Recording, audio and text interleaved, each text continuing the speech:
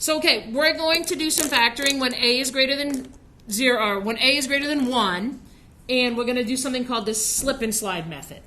And slide method is a method that I personally use and have taught for years in my classroom, but I'm one of the few teachers in this building that uses this method. Okay, most teachers do not use this method. A lot of the upper level teachers, like Algebra 2 and so on, they'll use the trial and error method. Some of the teachers are going to use the X method, which I'm going to show you that one in a second.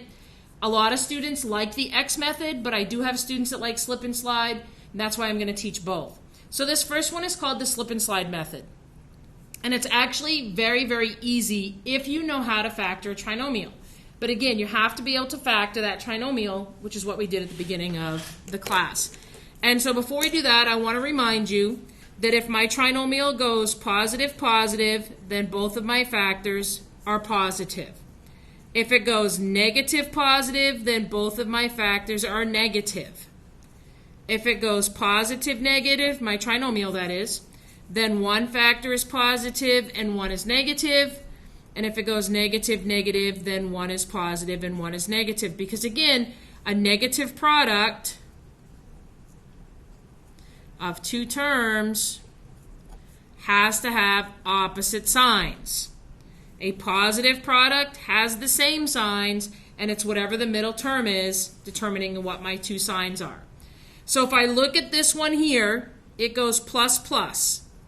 So I know that my factors are going to both be plus. They're both going to be positive factors. So this is how this works, and this is where I'm going to put my answer up here at the end, okay? This is how this works. I'm going to take, so notice there's a number, there's a coefficient in front of the x squared. So the x squared has a coefficient here, and it's a 5. I am going to multiply the 5 by that last term. And then I'm going to put the 5 aside. So I'm going to slide the 5 to the 10 and then slip it aside, okay? So I'm going to put it aside here, and I'm going to kind of drop it from my problem for a minute, and I'm going to say x squared plus 27x plus 50. Okay, so here is my problem at this point. All right, so you're going to multiply the coefficient, which is the number in front of the variable, of x squared by the last term. And then you're going to put that aside.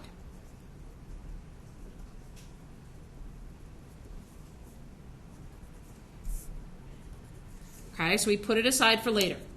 My second step, and I should have given myself more space here, I'm totally going to run out of space. So I'm probably going to end up writing over here, and then I'll move this problem down. In fact, I'm going to do that right now.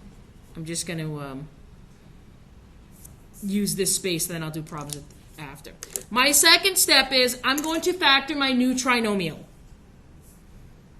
And so what I'm going to do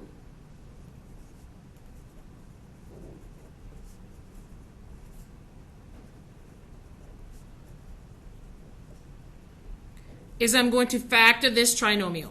So I know that it's x plus, because again those x's, x squared becomes x and x. I'm going to find my factors of 50 that add up to 27.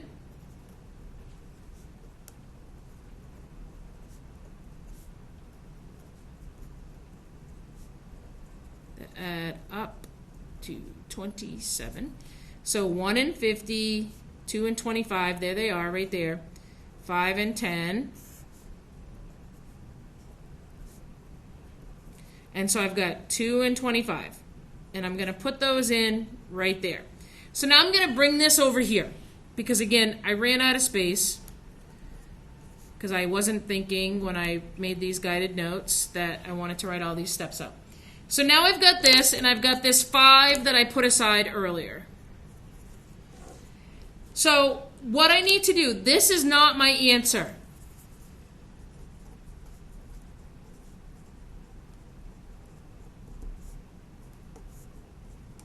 Okay, what I need to do now is because I took that 5 out earlier, I need to slip it back in.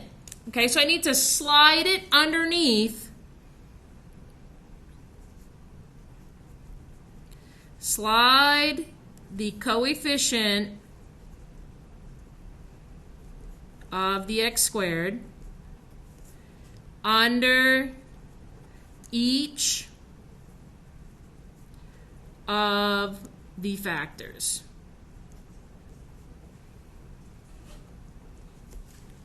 Okay, so you need to slide it under each of those factors. So I'm going to take this 5 and I'm going to slide it. And I'm going to put it there and I'm going to put it there. Okay, so now I have this x plus 2/5 and x plus 25/5. My fourth step is I'm going to simplify my fractions.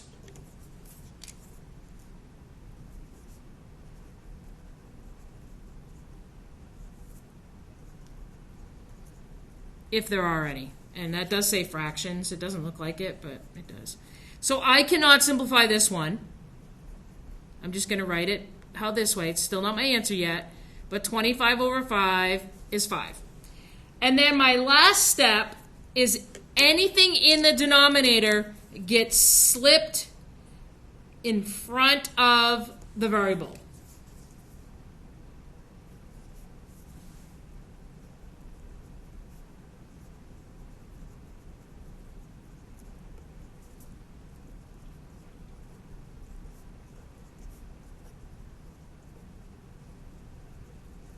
And so I take that 5 and I slip it right there, and that gives me 5x plus 2 and x plus 5.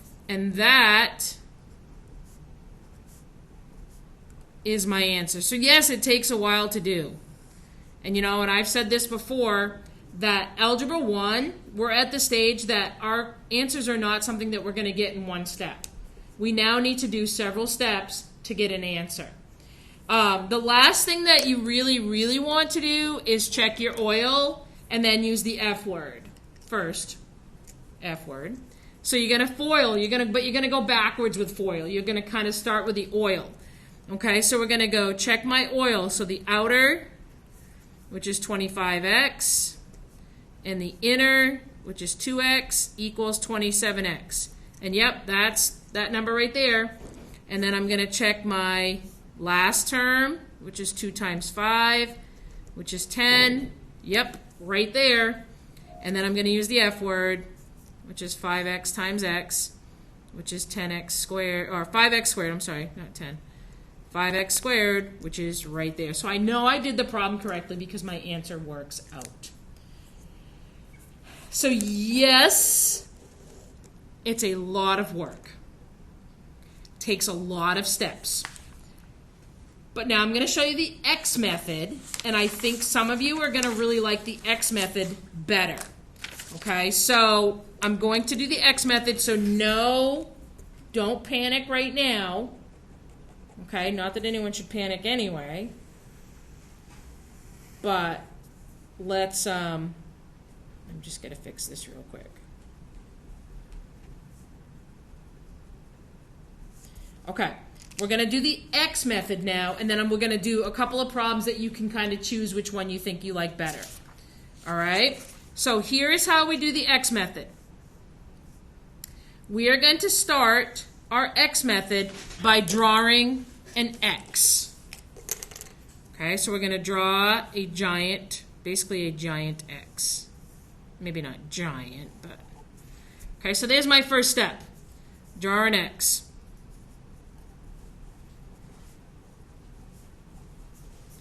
That's literally my first step. Step 2 is you're going to put the coefficient of the middle term at the bottom of the X.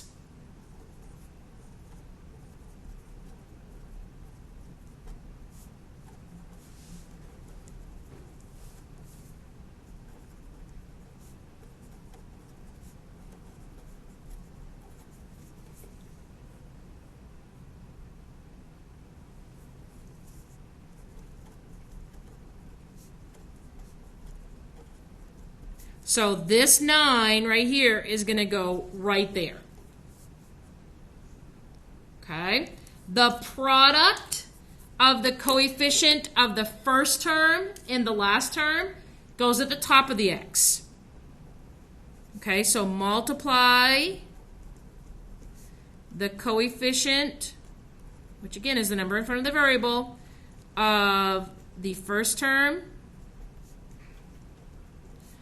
by the last term. This goes at the top of the x.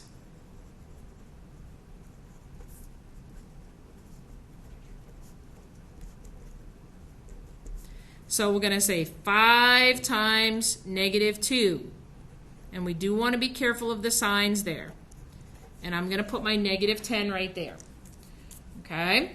So now I'm going to draw my parentheses knowing that it goes plus minus. So one of my factors is positive, one of my factors is negative. If I do that ahead of time, I don't have to worry about the negative 10 here. Okay? So now my third step is find the factors of negative 10 that add up to 9. Find the pair of factors of the top number here, which happens to be negative 10, that have a sum of the bottom number, which in this case is a 9.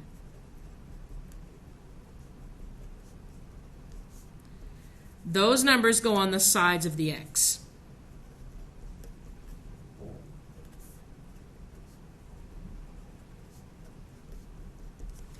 Okay, so it's really the same as slip and slide. So I've got the negative 10. Remember with a negative, and we're looking for a sum of positive 9, so the larger factor will be positive because the middle term, that 9, is positive. So 1 and 10, 3 and 3, bottom row is positive. Okay, so the negative 3 and the positive 3 obviously going to add out to 0. So that gives me 10 and negative 1. So I'm going to put a 10 here and a negative 1 here. Now you do the same thing we did with the slip and slide. And I know this is involved. This is a lot. And I fully get that. But it's something we have to do. So now divide each of those factors by the coefficient of that first term.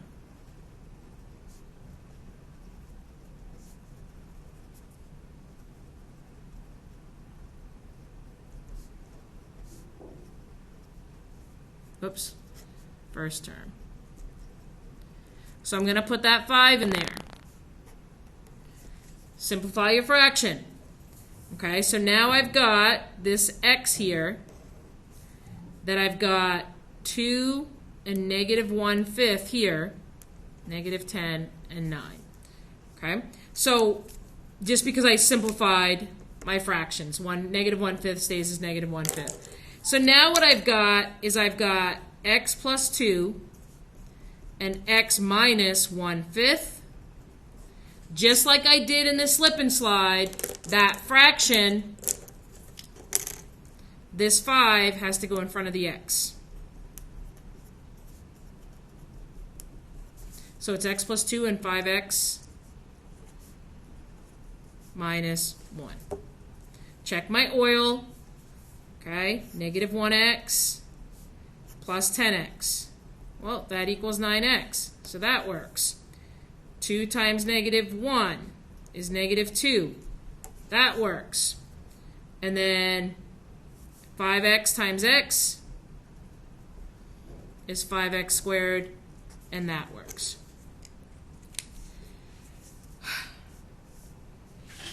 Excuse me.